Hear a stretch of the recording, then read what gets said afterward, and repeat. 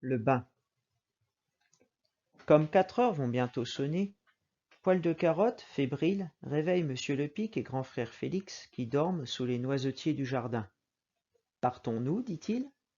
Grand frère Félix. Allons-y, porte les caleçons. Monsieur Lepic. Il doit faire encore trop chaud. Grand frère Félix. Moi j'aime quand il y a du soleil. Poil de Carotte. Et tu seras mieux, papa, au bord de l'eau qu'ici. Tu te coucheras sur l'herbe. Monsieur Lepic. Allez, marchez devant, et doucement, de peur d'attraper la mort. Mais Poil de Carotte modère son allure à grand-peine, et se sent des fourmis dans les pieds. Il porte sur l'épaule son caleçon sévère et sans dessin, et le caleçon rouge et bleu de grand frère Félix. La figure animée, il bavarde, il chante pour lui seul, et il saute après les branches, et il nage dans l'air, et il dit à grand frère Félix, « Crois-tu qu'elle sera bonne, hein, ce qu'on va gigoter ?» Un malin, répond grand frère Félix, dédaigneux et fixé. En effet, Poil de Carotte se calme tout à coup.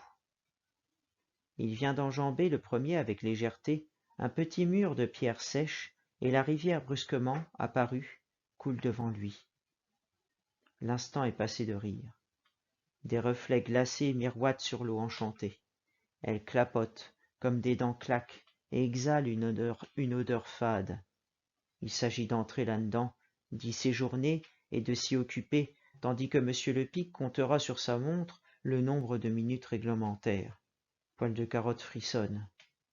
Une fois de plus, son courage, qu'il excitait pour le faire durer, lui manque au bon moment, et la vue de l'eau, attirante de loin, le met en détresse. Poil de Carotte commence à se déshabiller à l'écart. Il veut moins cacher sa maigreur et ses pieds que trembler seul, sans honte. Il ôte ses vêtements un à un et les plie avec soin sur l'herbe. Il noue les cordons de souliers et n'en finit plus de les dénouer. Il met son caleçon, enlève sa chemise courte et comme il transpire, pareil au sucre de pomme qui poisse dans sa ceinture de papier, il attend encore un peu. Déjà, grand frère Félix a pris possession de la rivière et la saccage en maître. Il la bat à tour de bras, la frappe du talon, la fait écumer, et, terrible au milieu, chasse vers les bords le troupeau des vagues courroucées. « Tu n'y penses plus, Poil de Carotte ?» demande Monsieur Lepic. « Je me séchais, dit Poil de Carotte. » Enfin il se décide. Il s'assied par terre et tâte l'eau d'un orteil, que ses chaussures trop étroites ont écrasé. En même temps, il se frotte l'estomac, qui peut-être n'a pas fini de digérer. Puis il se laisse glisser le long des racines. Elle lui égratigne les mollets, les cuisses, les fesses. Quand il a de l'eau jusqu'au ventre, il va remonter et se sauver. Il lui semble qu'une ficelle mouillée s'entoure peu à peu autour de son corps, comme autour d'une toupie. Mais la motte où il s'appuie cède et Poil de Carotte tombe, disparaît, barbotte et se redresse, toussant, crachant, suffoqué, aveuglé, étourdi. « Tu plonges bien, mon garçon, lui dit Monsieur Lepic. « Oui, dit Poil de Carotte, quoique je n'aime pas beaucoup ça. L'eau reste dans mes oreilles et j'aurai mal à la tête. » Il cherche un endroit où il puisse apprendre à nager, c'est-à-dire faire aller ses bras, tandis que ses genoux marcheront sur le sable. « Tu te presses trop, lui dit Monsieur Lepic. N'agite donc pas tes poings fermés, comme si tu t'arrachais les cheveux. Remue tes jambes qui ne font rien. » C'est plus difficile de nager sans se servir des jambes, dit Poil de Carotte. Mais grand frère Félix l'empêche de s'appliquer et le dérange toujours. « Poil de Carotte, viens ici.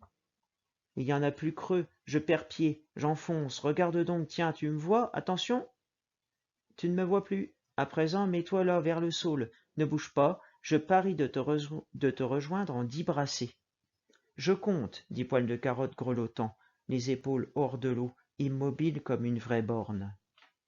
De nouveau, il s'accroupit pour nager, mais grand frère Félix lui grimpe sur le dos, pique une tête et dit « À ton tour, si tu veux, grimpe sur le mien. » « Laisse-moi prendre ma leçon tranquille, dit Poil de Carotte. C'est bon, crie Monsieur Lepic, sortez, venez boire chacun une goutte de rhum. Déjà, dit Poil de Carotte. Maintenant, il ne voudrait plus sortir. Il n'a pas assez profité de son bain.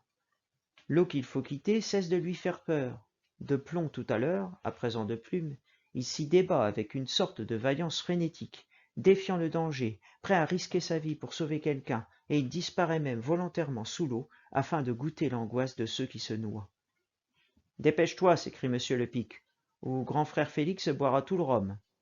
Bien que Poil de Carotte n'aime pas le rhum, il dit « Je ne donne ma part à personne », et il la boit comme un vieux soldat. Monsieur le Pic, tu t'es mal lavé, il te reste de la crasse à tes chevilles. Poil de Carotte, c'est de la terre, papa. Monsieur le Pic, non, c'est de la crasse. Poil de Carotte, veux-tu que je retourne, papa? Monsieur le Pic, tu ôteras ça demain, nous reviendrons. Poil de Carotte, veine, pourvu qu'il fasse beau. Il s'essuie du bout du doigt, avec les coins de la serviette que grand frère Félix n'a pas mouillée, et, la tête lourde, la gorge raclée, il rit aux éclats, tant son frère et monsieur le Pic plaisantent drôlement ses orteils boudinés.